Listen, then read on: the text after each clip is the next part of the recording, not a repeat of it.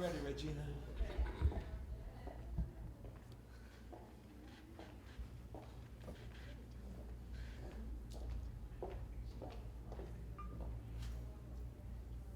When you're ready to make your announcement.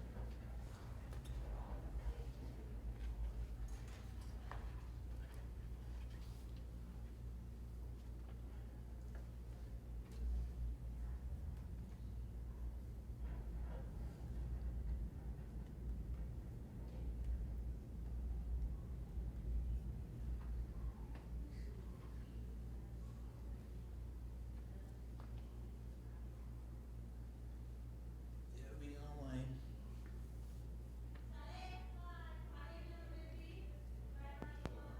Yeah, we are online. Check. Good evening. This evening's event will begin in just a few minutes. And so continue to greet one another, meet each other, and we'll be up here shortly. Thank you.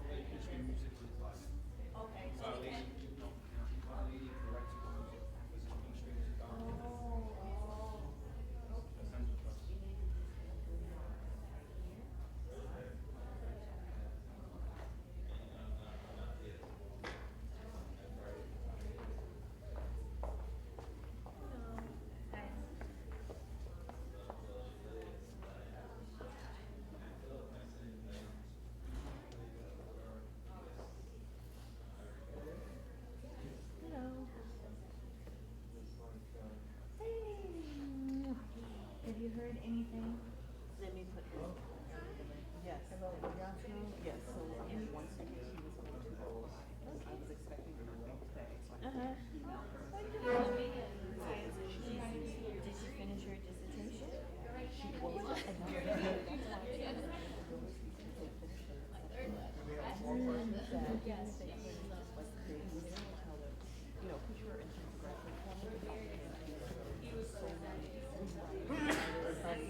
yeah, yeah. What's her name? Okay. Oh, really? Oh, okay.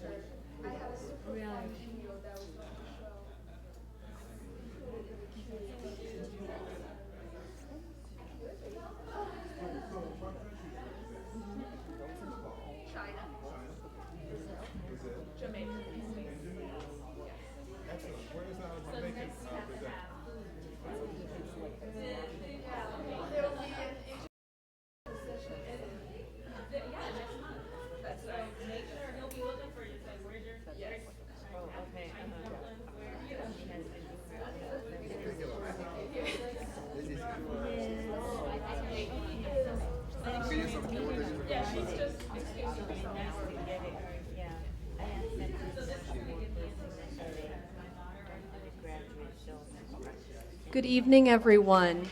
We're going to be getting started here in about 5 to 10 minutes, so if you can mingle amongst yourselves, get yourself something to eat, something to drink, we'll be getting started.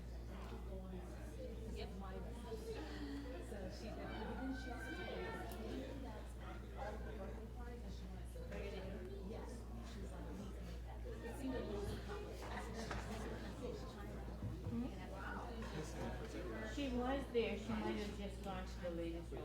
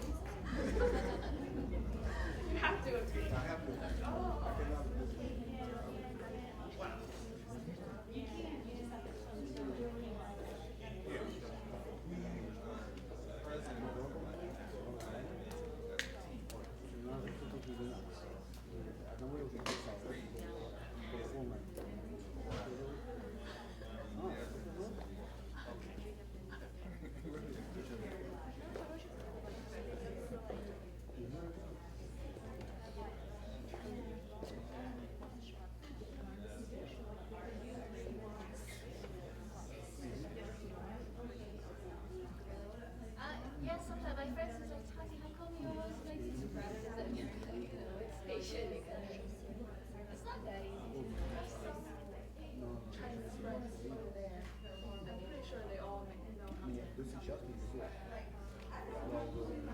could have a dumpling making competition. Guangzhou. Yeah. Lovely city. More dumpling. It's much bigger. Keep talking.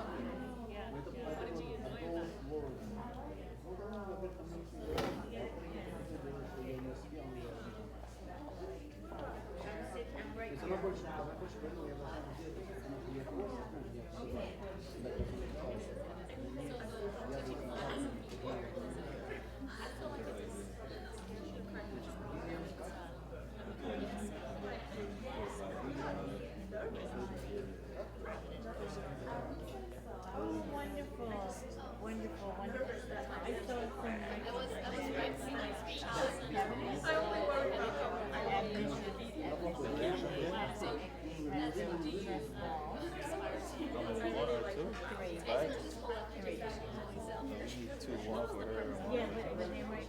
I said, well, finally affirm that only because I think that if students have families that are not here, make it available for them.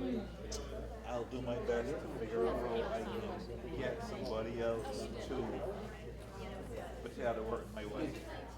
So she had to, she was able to give up. But this is important for these students, these families not.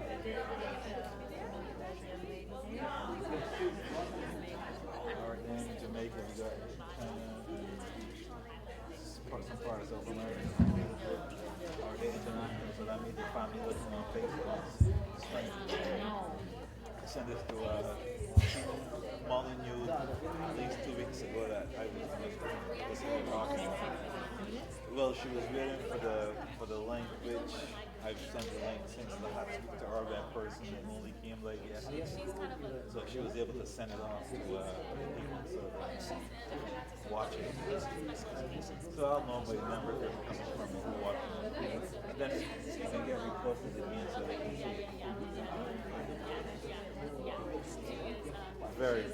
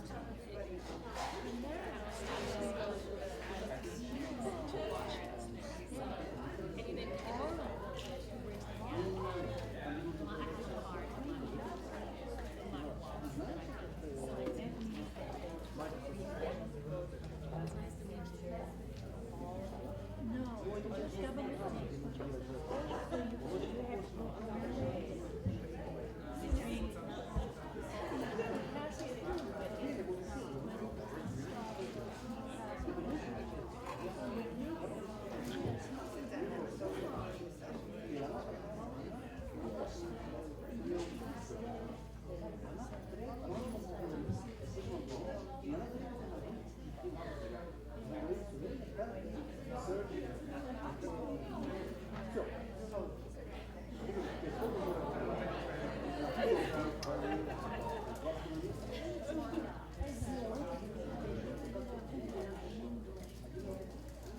evening, everyone.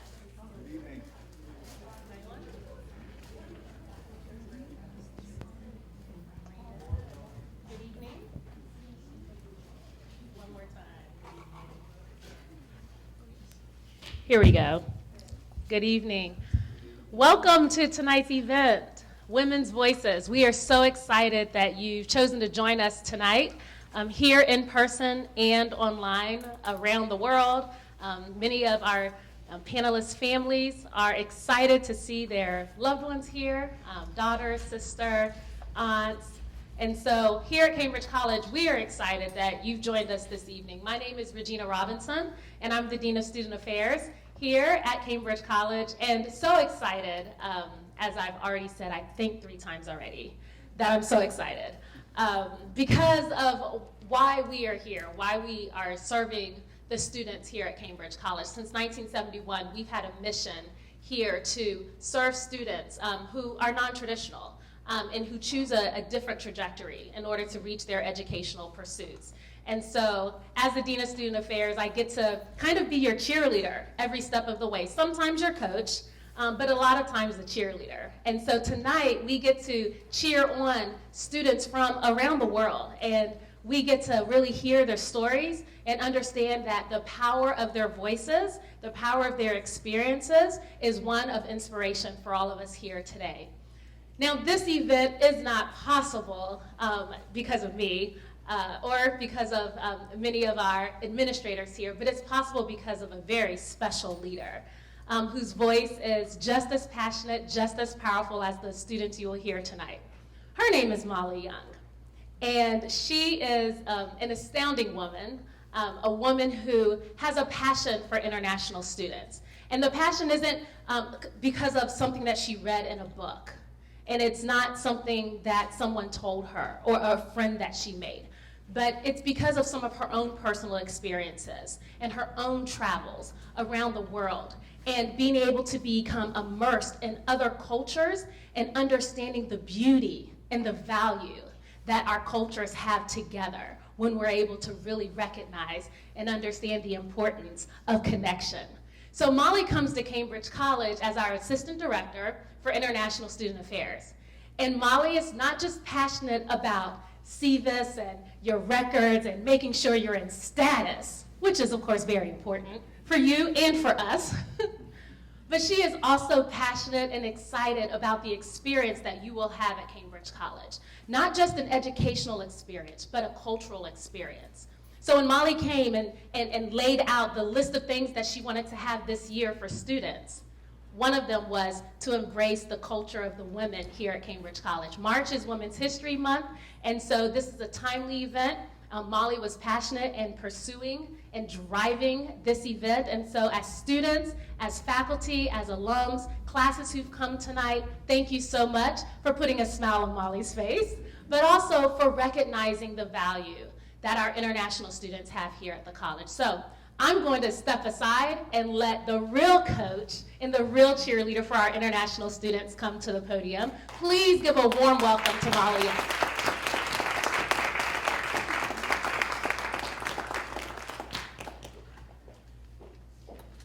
Oh my goodness, with that kind of introduction, I don't really think I want to be up here anymore. Thank you all so much for coming this evening. It means a lot to me, it means a lot to the students, and it means a lot to Cambridge College. We are so happy to see you here tonight. My name is Molly Young. I am the Assistant Director for International Affairs here at Cambridge College, and I also have the honor of serving as advisor to the FACES International Student Club. FACES stands for Friendship Across Cultures, Empowering Students, and its mission is to support Cambridge College students of all backgrounds and to engage both the Cambridge College community and the Cambridge community at large in an ongoing conversation about what it means to be a member of the global community. On behalf of the FACES International Club, I would like to welcome you to the first installment of the International Perspectives Cross-Cultural Dialogue Series. We are thrilled to have you here this evening, and we hope you will join us for future installments of this series. Before we get started, we have some folks that I would like to recognize who have helped us prepare for this event tonight and who have made it possible. I'd like to thank the Cambridge College Marketing Department for the wonderful posters that you've seen around the campus, and for our live stream, which is allowing those around the world and who cannot be with us tonight to join us in spirit. I'd like to thank the Office of Student Affairs, who provided us with the wonderful refreshments, which if you have not had some refreshments yet, please help yourself to food and drink. And finally, to the students of the Faces International Club, both the members that you see up here and those who have been working behind the scenes. This event would not have been possible without your support, your enthusiasm, and your passion. So it is now my honor to introduce our wonderful panel of international women students. First, we have Anisha Adhikari. Anisha comes to us from Nepal, and she is a candidate for a Bachelor of Science in Management Studies. Next, we have Lu Zhang. Lu comes to us from China, and she is a candidate for a Master of Education in Psychology and Counseling, Family and Marriage Counseling. Then we have Kimberly Campbell. Kimberly comes to us from Jamaica and is a candidate for a Master of Education in Psychology and Counseling with a specialization in mental health counseling. And last but absolutely not least, we have Tatiane Oliveira. Tatiane comes to us from Brazil, and she is already a Cambridge College graduate. She completed her Master of Education in Teaching English as a Second Language in 2013, and she is back with Cambridge College once again, at this time as a candidate for a Master of Management with us. So, could we get a round of applause for our brave young women up here, please? I'd like for everyone to recognize, just for a moment, how much passion and how much bravery it takes to not only serve on a panel in front of your peers, your family, and strangers, but to do so in your second language. I have the utmost respect for you and the utmost gratitude.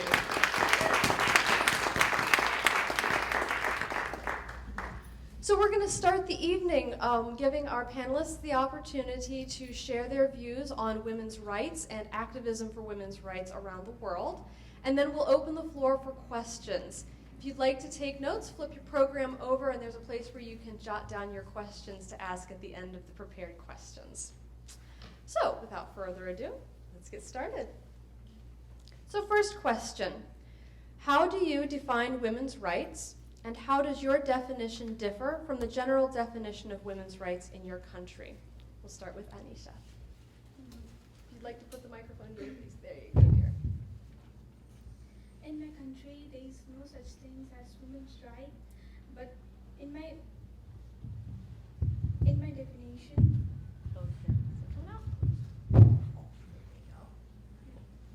in my opinion, general definition of women's right means freedom, independence, self-decision about future.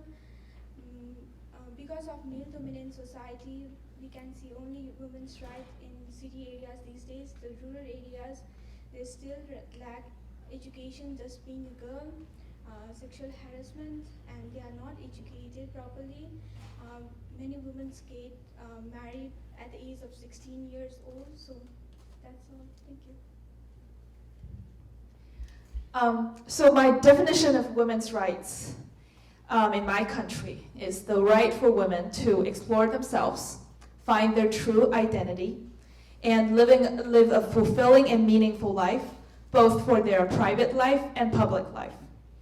In the traditional Chinese culture, both men and women are expected to wear some kind of straitjacket and fulfill certain roles in the society and the family. So many people kind of become a caricature instead of a real human being. So the current generation, my generation, is negotiating between learning the new values from the culture that come with the globalizing trend, and as well as conserving some virtues from the traditional culture, and standing up for themselves and asserting their own needs. So in general, the definition of women's rights are described more often from a macro level and a policy level. As you can see from our handout, there's a New York Times article that talks about women's rights on a policy level, on a political level, and what the government can do for women. They also say that we should respect women as an individual. But I think for me, I want to put that forward more from a counseling perspective. I focus on how to empower women and focus on what they can do for themselves, what we can do for ourselves, basically.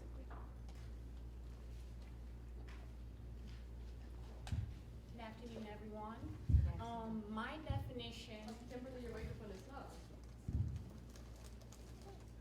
Is it green? Light? Okay, just use this one, dear. Just like that. My definition of women's rights is women having the ability to be active. There you go. Having the same ability to be active in the same arenas as their male counterparts. My country's definition, on the other hand, is a bit different in that it covers women's rights in a broader sense, in that Jamaica's definition of women's rights is giving women the ability to participate in the country's social, cultural, and economic development areas with the same access to these resources. I believe that women's rights should be seen as human rights, and in Brazil we do have a lot of feminist movements going on at the moment, but they always focus more on gender equality rather than just women's right, especially since our current president, which is a woman, assumed the chair back in 2010. Now we do have a couple of rights that are directly to women, and one that I'm super proud of and I always talk about is maternity leave. So in Brazil, women are entitled to up to 180 full paid maternity leave, and that's just golden. It's amazing. Now culture-wise, I think that benefit comes to the cultural expectations, because Brazil is still one of the countries where the man is the head of the family and the woman is expected to be home and taking care of the children.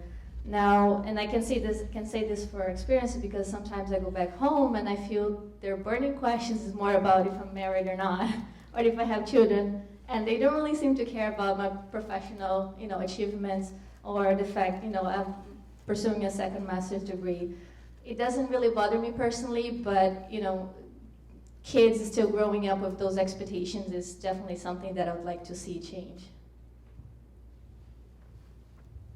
Thank you very much. Next question. What do you feel is the biggest issue facing women in your country right now? What activism, if any, is rising to meet this challenge? There are so many problems facing my country right now, such as girls trafficking, discrimination, sexual harassment, unequal right, dowry system.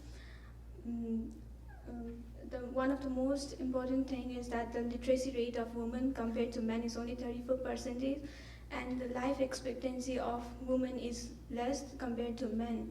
The average year to get married is 16.1 year old. Every year, hundreds of girls have been trafficked because of the open border with India. And the activism is one of the non-governmental organization, Mighty Nepal, which was founded by Anuradha Koirala, who won the CNN Hero of the Year 2010. She is rescuing all the women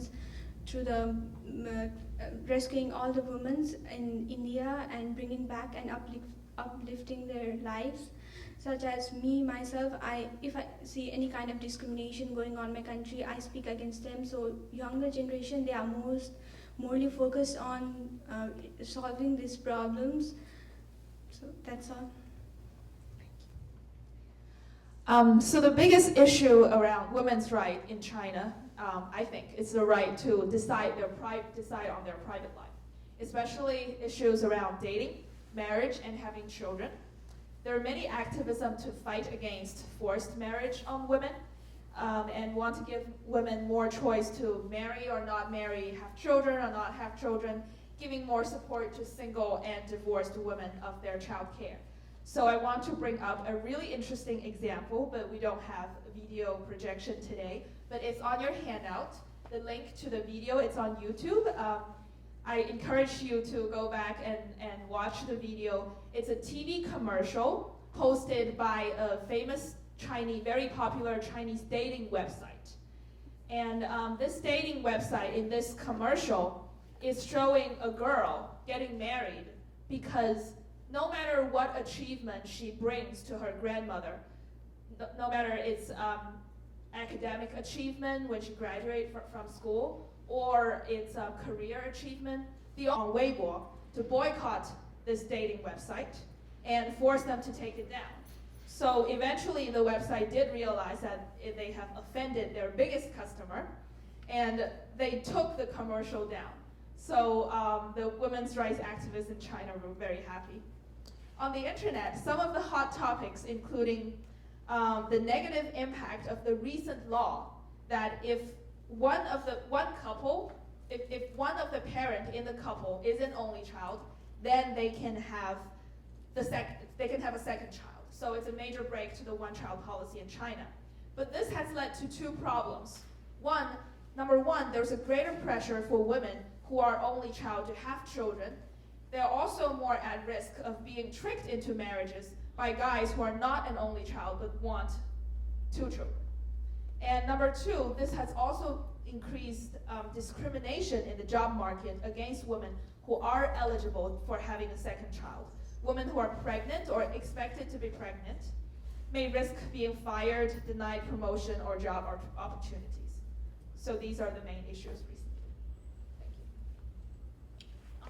There are two main issues that women face in Jamaica, and it's women in politics and violence against women. Even though women back home, they have rights to participate in general polls and public polls, they still continue to be outnumbered by their male counterparts in representational politics. So now they implemented the National Gender Policy and the Domestic Violence Acts to counter these issues so women could go out there, be more active, and put their voices out so they could be represented well in general polls. Domestic violence is definitely the biggest issue in Brazil right now, and the activism has been growing the past decade, and we have a fairly recent law that came in 2006 that's called Lei Maria da Penha, and the law is named after a woman whose husband tried to murder her twice, and as a result she became paraplegic. And so it's a law against, what changes this law is it's a bigger or increased punishment for domestic violence to women and girls. Now, we also have another movement. We have the Marcha das Vadias, which is similar to the Slut Walk or the Take Back the Night here in the US. And that started, I believe, in Canada in 2011, and Brazil went right along with it. And it tends to be a little bit controversial, mostly because of the name, and I think people don't really know what it is about, what the protest is about. It's about it protects about violence against women, and also in regards to rape, because many people it's absurd, and I don't see how people would say that, but they connect raping to it's almost like justifying rape to the way the women dressed. So basically they say, if you don't want to get raped, dress this way or dress that way. So that's taking the freedom of women of, dressing the way she wants. It's such a terrible thing that I don't know how it came to be that people are actually blaming or justifying rape because of the way that women dress. Thank you. Next question. While studying in the US, you've worked with women professors and administrators. What differences and similarities do you see between women in higher education in the US and women in higher education in your home country? Anisha? According to my experience, women in US with high education are more bold, smart, they can decide themselves, they are not dependent on anyone. They can do whatever they want, and they have freedom to do so. But in my country, Nepal, women, even they are highly educated, they are mostly dependent on men, and the earnings are always low compared to the men. So they lack freedom there. And the similarities are both women in both the countries are highly educated on their own field. Thank you. For me, I came to the U.S. 10 years ago. I attended Carnegie Mellon University for my undergraduate studies.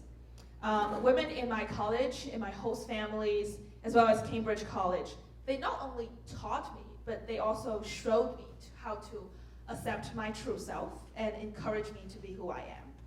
So my decision to change major from economics to psychology in my graduate studies is a result of that encouragement. They also showed me good examples of having intimate and lifelong relationship without deferring to some of the values in a patriarchal society that objectify and devalue women. So I realized that I can recognize the gender differences and utilize the gender advantages, make smart choices, and live a happy life. Back home, the teachers in China, they say the similar things. They say you should get your degree, get independent, and do not be submissive and things like that. But they don't really live by their words. For example, I find it more likely in China for a female teacher to be more critical to a pretty and attractive girl in her class. So that kind of unconscious level of discrimination and internalizing the discrimination. And in the corporate setting, the difference is actually even more obvious, probably due to the competitive nature of corporate world. Women, they have to give up more in order to get ahead. So successful women that I see back home, they're more likely to come off as judgmental or critical compared to the successful women I see in the US. During my studies here in the US, there wasn't much of a difference that I noticed. Both women from Jamaica and in the US were very assertive in what they wanted.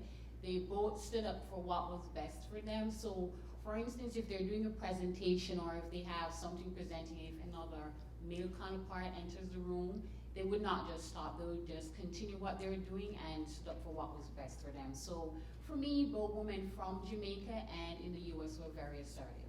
Thank you. I believe here in the U.S., women in top leadership positions, they feel more confident and empowering other women to, it seems that they're committed to develop other women to achieve their same level. And that's one thing that I did not see in my home country. And I tend to think it's more of an insecurity issue because it's hard for women to achieve the top management level in Brazil, and perhaps they have a fear that developing other females or developing colleagues will lead to them taking their place. However, I do. All right. Final question. As an international woman, if you could pass on one pearl of wisdom about women's rights to your brothers and sisters studying with Cambridge College, what would it be? According to my experience, the most powerful thing in this world is education. Education gives women the power to change this world and stand equally with men. We should value our education and use it to improve the lives of men and women around you and decrease the discrimination as soon as possible. Thank you. I think in this era with information technology, we can get much easier access to information and find like-minded people through the internet. And the ability to process information is very key to our competitive advantage and also very key to getting resources. And with our ability to educate, empathize, and create, our generation of women can do so much more than our previous generation. For example, the boycotting the website, it wouldn't have been possible without the Chinese social media. So I think our generation really has the edge. So way to go, girls and boys. If I could pass on one pearl of wisdom to my brothers and sisters here studying at Cambridge College, that would be empathy. That includes being able to put yourself in someone else's shoes and not let preconceived notions dominate your thoughts. Our very first Prime Minister, Portia Simpson Miller, which is a female, she was elected in 2006 and then re-elected in 2012. She overcame these prejudices and stereotypes and did not let whatever those said get her down. Here, you shouldn't matter, the gender. And if you're a woman, maybe you will face more obstacles. The world isn't fair, we know that, but it just makes the journey worth, and it just makes us stronger and tougher. So really, I'm not the type of girl with that likes the poor me attitude. So more we can do it. So that's what I tell everybody. If you have your mind to it, it doesn't matter if you're a man or woman, you can achieve it whatever you want. Thank you, ladies, very much. Can we get a round of applause for our panelists, please?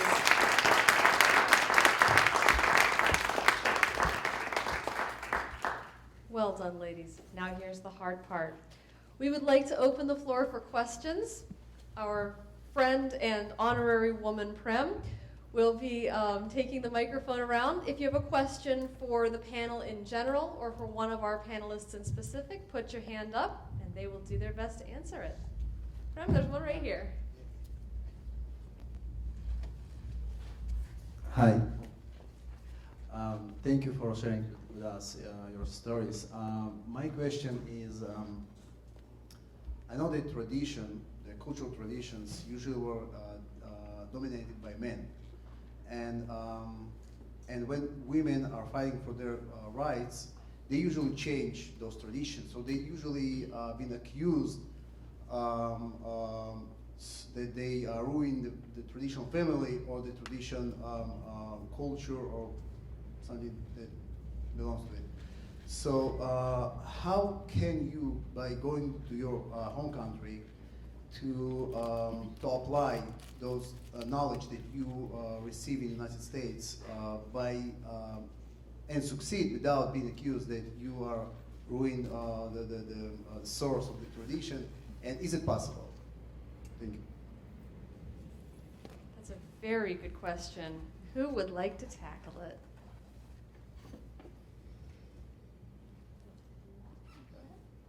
Anisha, go ahead and grab the mic, my dear.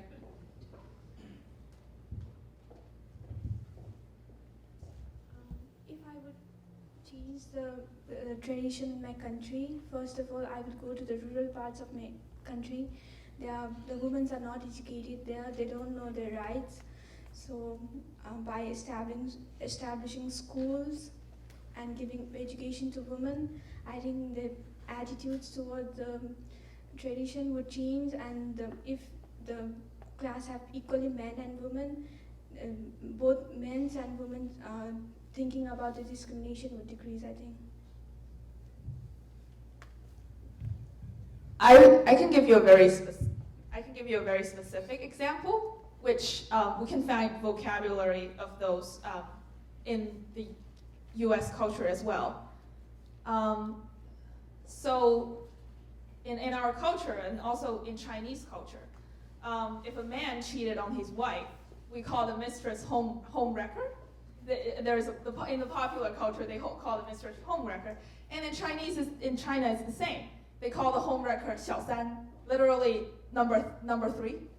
So they call her number 3. So the wife would direct all her anger to the mistress, the number 3. And I think that is ridiculous, because whoever is breaking the promise and breaking the agreement should bear the responsibility. So I think educating and empower women in that is really important. And it also links back to what I do for counseling psychology and marriage and family therapy. Basically, it's helping people to see the power dynamics in relationships and how relationships play out and how people's emotions may cause them to think differently or blame or things like that. So I think that's important. Well, for me, I made the decision to come to the U.S. to study because I wanted to experience a different culture, different from what I grew up from. So everyone grew up like knowing what's best for Jamaica or what they study in Jamaica. So I made that decision to come here to see what this culture is all about, how everyone interacts with each other. So here I got the same notion that we interact the same way, but this society is like more advanced because of technology, and everyone is competing with each other to do their best. So with what I gained from here, I could bring back home, like just to be yourself. It doesn't make sense you put on an image just to impress someone because you're trying to get there. So if you're just being yourself, you know what's best for you, I think that goes a very long way. And the best thing you can do is just to be yourself. So there's nothing better than that. I would turn to education and empowerment also. So it's all about educating people and empowering women. Can it change? Yes, I believe it can. Is it going to be easy? No, I don't think so. And I don't think it's going to happen overnight. So I think this, as I said, like I believe in the last decade, maybe the movement has been going with all the feminism and activism. You know, actually. Anyone else have a question? Don't be shy. There we go. Actually, I am quite curious, Lou. How does number 3 react? How does she go about everyday living in her society? She's already being marginalized in a way. And how does the rest of the community treat her?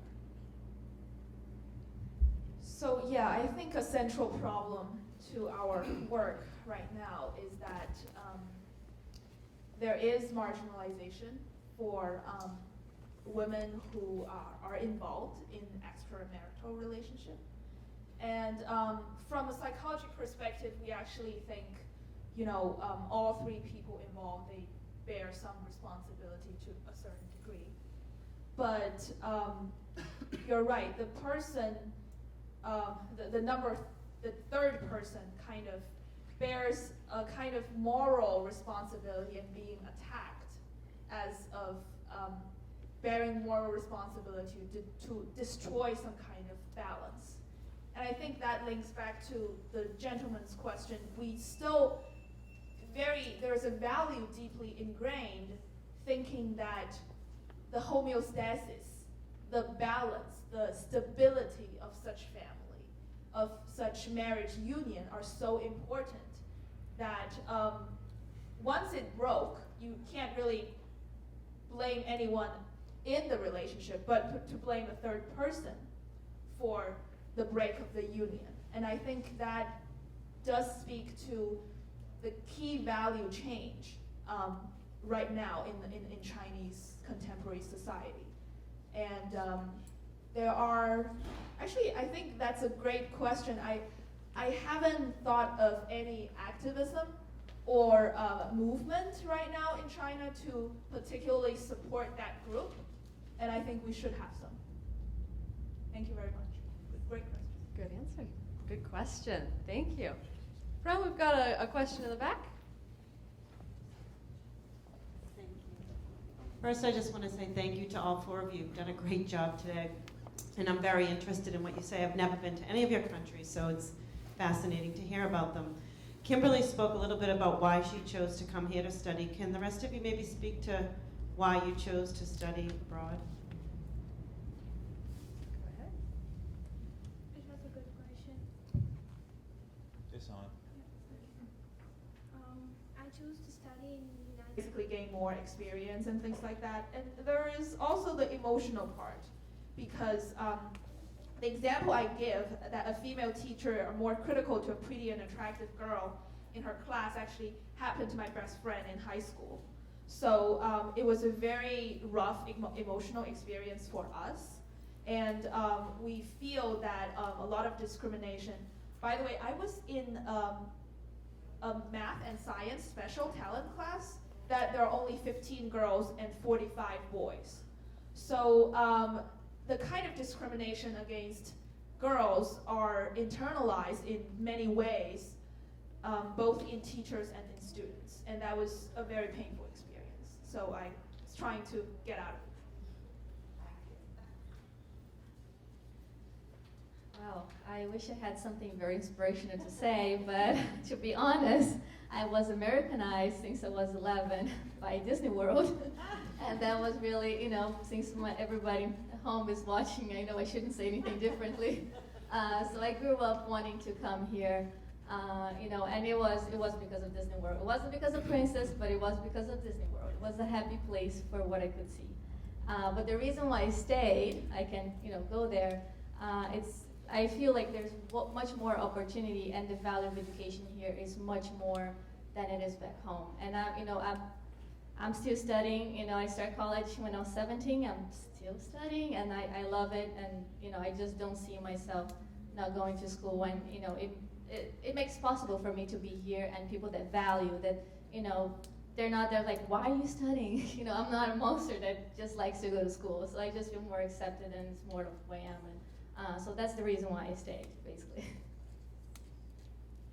Good answers. Great question. I think we have time for a couple more. Dr. Robinson, you have a question for us? Sort of a comment. if I could. First of all, I wanted to thank each of you for coming out and to being a part of this panel. I just think it's so courageous, the work that you're doing, the thinking that you're doing. And I think if we are going to make a change and transform society, it begins with folks kind of stepping outside of the box and being bold in terms of looking at these issues regarding women. I have been serving. Because you're from the. Is that it? Yeah. Because I was in. Okay. I think this is such an important issue worldwide, women's rights and the kinds of things that are happening to women today. I was so taken aback over the weekend with a conversation that I heard on television with Jimmy Carter, former president of the United States, talking about his work around the country dealing with the rights of women, and how he has since left his church for the way in which they saw women and viewed women, and that became so much not a part of what he wanted to be. And now he is really, his mission in life, along with his wife, is to travel around trying to empower women around the globe, and that's extremely important. So the work that you're doing, the thinking that you're doing, the fact that you've chosen to be a part of this panel tells me a lot about who you are and the work that you're doing now and will be doing in the future. And it just makes me so proud, and to be provost of Cambridge College, knowing that we have these kinds of students here who are representing the population of Cambridge College, but also women and students in general. So thank you for taking time to do this, and we really appreciate it.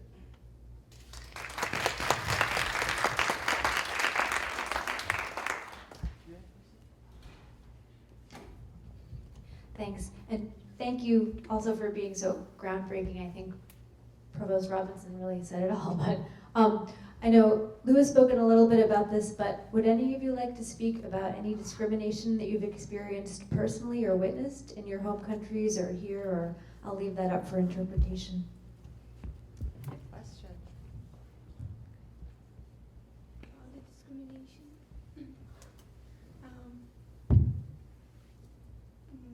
In my country, there's a lot of discrimination. Mostly in the city areas, there's not much, but still, my own some personal friends, they just being a girl, they have been discriminated by the family because there is no boy in the family. So still there is so many discrimination. Even the people are educated. Even I have faced so many kind of discrimination in the society, not in my family, but still, if I work around in the evening. Right? Not here at Cambridge? Okay. Not Cambridge College. Undergraduate, Carnegie Mellon. Okay, I'll put it out there. I'm sure our provost is fine with me. I did a group project with 3 other classmates, and I think it was sophomore year, so nobody really knows anything back then. And I don't know them very well. So during our second meeting for the group project, we decided that we want to give out a survey for people, to students, and we are going to give condoms to them for their time and effort. So the group was discussing what kind of condom we should get, to distribute. And one guy in the group suggests we should buy extra large condoms. And I said, but there are no extra large condoms, because that's what I learned from the freshman sex education workshop. So the guy responded, oh, if that's what your boyfriend told you. And the tone that he used was kind of condescending, and it made me feel very uncomfortable. And I think this is discrimination, because this person who don't know me very well, who only met me for a second time, he's making assumptions based on my appearance. He's making assumptions about my sexual orientation and sexual experience. And I don't think it's very appropriate. So, and I think that was kind of using a judgmental and devaluing attitude to resolve the differences in our opinion. If we were good friends, that would be another story. And I think the nature of the comment was impacted by the racial and the gender. The guy who made the comment was not Asian.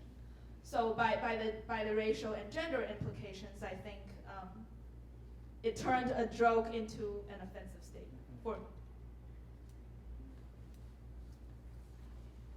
For me, I personally didn't experience discrimination, but our prime minister, which she was the first female prime minister, when she ran for office, she had a lot of questions thrown at her. So because she's a female, they were saying if she's ever elected, she's going to spend all the money for the country. So they have this quote unquote, like, women love to shop. So once she's in office, she's going to spend all the money. She's going to be taking pictures, like doing all the stuff that women have done. So she went through a lot of that, and she only has a high school education, so that was a really big issue for her, going up against men who had bachelor's, master's degrees, PhD. So she went out there with just a high school degree, not knowing what's going to come at her. So with that, when she was running, they had a lot of posts going around saying she only has a high school education, she doesn't really know how to go out there. For instance, if she's going abroad to go and represent the country versus abroad among people who have a master's or bachelor's degree, she won't know how to compete with them, how to speak on their kind of level. So with that, she didn't really let it intimidate her. So she took it at its best, and now she's having her second term, and she's doing really well. What I can remember basically goes back to high school, when just, I'm not so feminine, let's just say it this way. So, I was always hanging out with the guys, with the boys, and I used to play basketball. Well, I couldn't play basketball for the team officially, because I was the only girl with the boys, and for some reason that couldn't happen. So I didn't get to play. I used to train and just have fun, but on games in the school I couldn't play. But I guess I just had discrimination against, the other girls. I was different, so I didn't fit in, I guess, for them, because I used to hang out with guys, and I didn't wear a skirt until I was, 18, 20. I like t-shirts, and I used to wear band shirts and jeans, and so I'm very, a tomboy, or so to speak. But that's nothing happened back, so I'm good. Very good. We have time for one more question. Over in the corner from. Thank you. This thing on? This question is for all of you. Put it on the more positive side. If you could change the whole world, make this wonderful utopia, and take all the traditions from your country and the traditions from this country, which ones would you combine them together to make this perfect world? It's a good question. Good final question. Anisha, have at it. It's quite hard. About the tradition, what to choose, I would choose the tradition right here in US, I guess, because the women have more rights and equality and freedom, and to implement throughout the world, because I see less discrimination here. I personally, I haven't faced any kind of discrimination in US, so I would love to implement this kind of traditions throughout the world. That's all. For me, I am actually deeply influenced by both the Buddhist school of thought and the Taoist school of thought. I see them as more philosophy than religion. So from the Buddhist perspective, we see every single person as a spirit and think about the body as just a shell. So from a spiritual perspective, to see a person in his or her true essence. And for the Taoist, we think about the balance between yin and yang and how they complement each other, and I think that's a great value. And also from our past leader, Chairman Mao Zedong, he said, women can support half the sky, which was in my bio, and I deeply believe in that. 妇女能顶半边天 in Chinese. For me, one thing from Jamaica I take here and combine it would be family, because I grew up in a very family-oriented society, so we didn't really rely on just the mother and the father. We had like my aunts, my grandparents, so everyone was really there for each other. So if someone is down, we could call on that person to help us out. And from the US, I really take empathy, because what I noticed with you guys really bring along each other. So it's like a Team USA, so I really like that about you guys. When it's time for you guys to unite and support each other, it's really big, and you guys really take each other up with you guys when you guys are climbing the social ladder. So with family and empathy, being able to put yourself in someone else's shoes, helping each other out, and with the family on the other side, if you can't rely on empathy, you guys can always rely on your family members to show love and support. I guess, again, ideally everyone's equal, the same. And in the US, I like the empowerment, just like you said, the cheerleading, the very patriotic spirit that you guys have here. In Brazil, we are very, family is really, really important. So I do miss sitting down for lunch, sitting down for dinner. And again, going back to the maternity leave, it's wonderful. I don't know why people around the world don't have that. And God forbid I get pregnant here. I want the 180 days because that's really, really important. I love children and moms, and so if we can embrace. And I think Brazil is coming along. We did a very good job fighting equal rights. So I think things are coming along, and hopefully they're gonna pick up more on the assertiveness and all the profession and education that the U.S. also brings, because here I see that they value more of the education that they do in Brazil. So if we can combine that, the importance of family for women, but also the education, and you can still be a professional, you can still go to school and still be a great mother, that's going to be awesome. Thank you very much, ladies.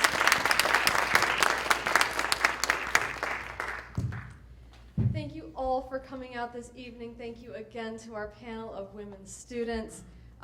We hope you have enjoyed this presentation, and we hope that you will join us for future presentations in the International Perspectives Cross-Cultural Dialogue Series. Thank you again, and have a lovely evening.